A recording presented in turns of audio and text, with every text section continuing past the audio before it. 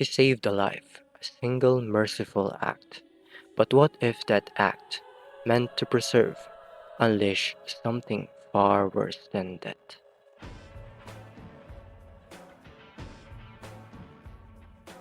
Monster is a methodical descent into the depths of moral ambiguity, a tale that doesn't shout but lingers in silence, unsettling your very core. In this video, we'll explore how Monster isn't just about a man chasing evil, it's about a man chasing the shadow of his own decision. We want you to operate on him. But sir, I can't do that. I was just about to begin surgery on that young boy. Here. It's an order from the director. Dr. Kenzo Tenma, a skilled neurosurgeon, faces a moral dilemma when he must choose between saving the life of a young child or a powerful political figure. He chooses the child, driven by a sense of compassion and duty. However, this decision, though seemingly righteous, leads to devastating consequences. Tenma loses his career and is condemned by society. This choice highlights the clash between two major ethical theories, utilitarianism and deontology. Utilitarianism, which values actions based on the greatest good for the greatest number, would have justified saving the political figure. Deontology, on the other hand, argues that certain actions are morally right regardless of their outcomes, which supports Tenma's decision to save the innocent child. Monster doesn't offer a clear answer. It challenges us to sit with the discomfort of moral ambiguity. Tenma's choice, although rooted in deontological ethics, ultimately leads to personal ruin, demonstrating the unpredictable consequences of moral decisions. The story suggests that the value of life isn't easily defined by ethical theory. It's complex, subjective, and often unknowable. In the end, Monster leaves us grappling with the difficult question of how to value life, refusing to provide simple answers, and instead forcing us to confront the complexity of moral choices. I see you're worried about him, but don't know what to do. Huh? I have an idea that I think might work. The true monster in Monster isn't loud or chaotic. He doesn't scream. He smiles, speaks softly, and moves with calm precision. His evil doesn't manifest in violent outbursts. It emerges in its chilling, calculated clarity. This kind of evil, embodied by characters like Johann Liebert, is the absence of humanity. It's an absence of empathy, meaning, and remorse. It's a void where normal human emotions and moral compasses should be, replaced by cold detachment. In this way, Monster illustrates the idea that evil doesn't always come with chaos or destruction. It can be disturbingly calm and precise. Philosopher Hannah Arendt famously described this kind of evil as the banality of evil. Arendt argued that the most terrifying evil is often perpetrated by ordinary people doing horrific things without passion or malice, just normal, bureaucratic detachment. In Monster, Johann embodies the chilling normality. His actions are devoid of any emotional tumult, which makes them all the more disturbing. This raises an uncomfortable question. Is evil more terrifying when it's personal, driven by anger or hatred? Or is it more terrifying when it's impersonal, performed without passion or remorse, simply because it can be done? Johann doesn't destroy cities or armies. He destroys minds.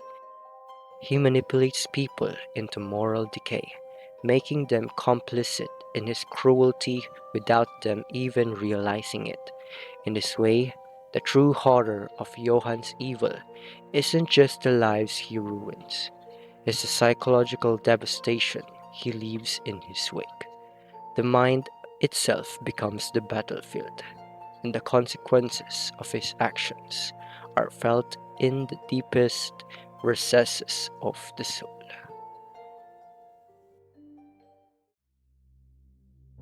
At its core, Monster is a story about identity, about the battle between fate and choice in shaping who we are. Are we defined by the circumstances of our birth and past, or are we the sum of our decisions, each one carving out the person we become?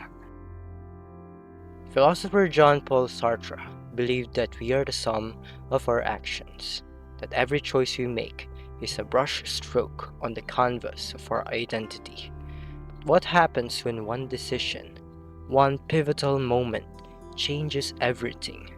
When a single choice shapes the course of your life forever? Dr. Kenzo Tenma starts as a man of principle, doctor guided by a strong moral compass. His choice to save an innocent child over a political figure seems like the act of a man who knows right from wrong. But as the story unfolds, that same principle morphs into an obsession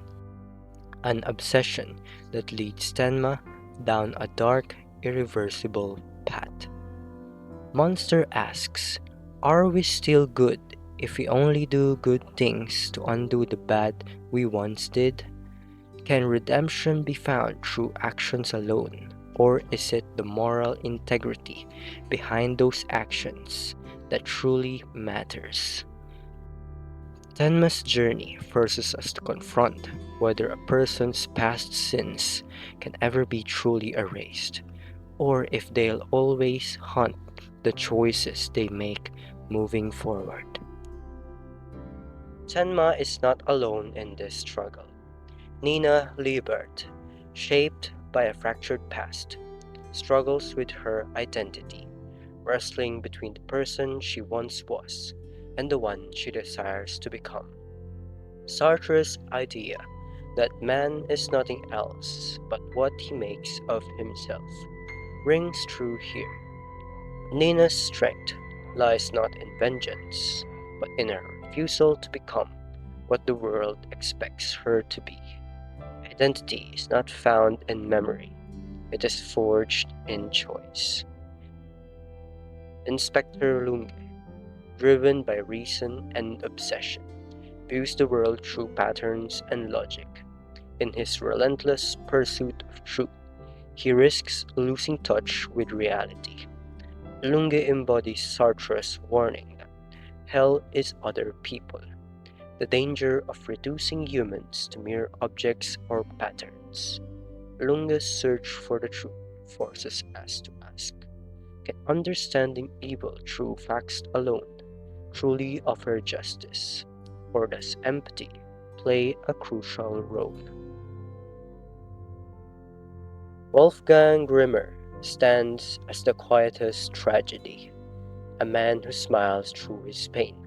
He represents those who were never taught how to feel, yet choose kindness anyway. Grimmer's morality isn't born from guilt, but from a strength rooted in choice. He who has a why to live can bear almost anyhow, as Nietzsche would say. Grimmer shows us that identity and strength don't need to come from suffering alone, but can come from how we choose to navigate it. Eva Heinemann, torn between love, power, and self worth, is a character defined by her struggle for validation. Initially, she seems driven by ambition and the desire for control, yet she remains tethered to Ten, her actions rooted in bitterness and jealousy reflect the challenges of self identity when one's sense of worth is constantly externalized. As Kant might say, act only according to that maxim whereby can, at the same time, will that it should become a universal law. Eva's journey asks whether her search for love and approval is enough to define her existence, or if she will ever find peace with herself. There's a thin line between justice and revenge. One is rooted in morality, the other in personal vendetta. As Dr. Kenzo Tenma chases the monster, Johann Liebert, he loses everything: his career, his peace of mind, and even his own sense of self. What begins as a desire to protect others soon blurs into a quest for personal redemption. But is Tenma really seeking justice, or is he driven by the need to redeem himself for the decision that set everything in motion? Friedrich Nietzsche famously warned, "Whoever fights monsters should see to it that he does not become a monster." This is the crux of Monster, the fine line between righteousness and obsession. Tenma's pursuit of Johann is a test of Nietzsche's caution. As Tenma becomes consumed by the chase, his noble intentions begin to erode. His actions, once motivated by a desire to correct the wrongs of the past, start to mirror the very cruelty he seeks to end. When does justice turn into revenge? And when do the purest intentions give way to selfish obsession?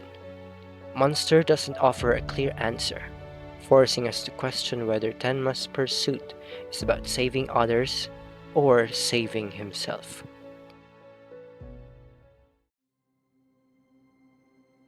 Every character in Monster is defined by one central theme. Life is sacred, but is every life equal? The series constantly forces us to weigh lives against each other. A child, a politician, a murderer. Is one life worth more than the other? Monster doesn't offer easy answers. Instead, it asks us to confront the complexities of moral value and human worth. Dr. Kenzo Tenma starts with a firm belief that all lives have equal value, that each person deserves the same consideration. But as the world around him challenges that belief, again and again, Tenma is forced to grapple with the harsh realities of his ideals. Can he still hold to his moral compass when the stakes become life or death? Immanuel Kant argued that people should never be treated merely as means to an end, but always as ends in themselves. In Monster, this moral ideal is tested at its most extreme, when survival is at stake, when choices are made between life and death, who gets to live and who doesn't. Monster exposes the painful contradiction in Kant's philosophy.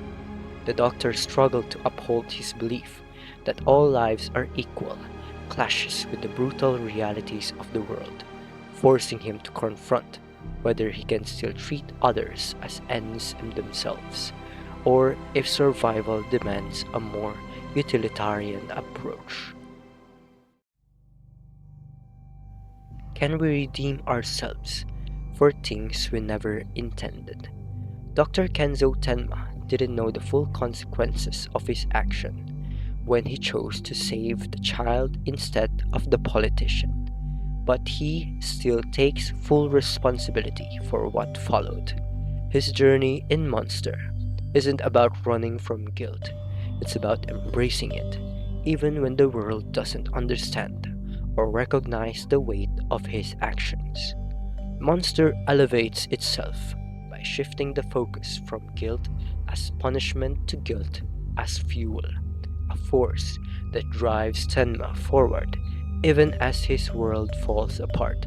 His sense of responsibility becomes the fire that keeps him going, propelling him through a journey of atonement, but also toward self destruction.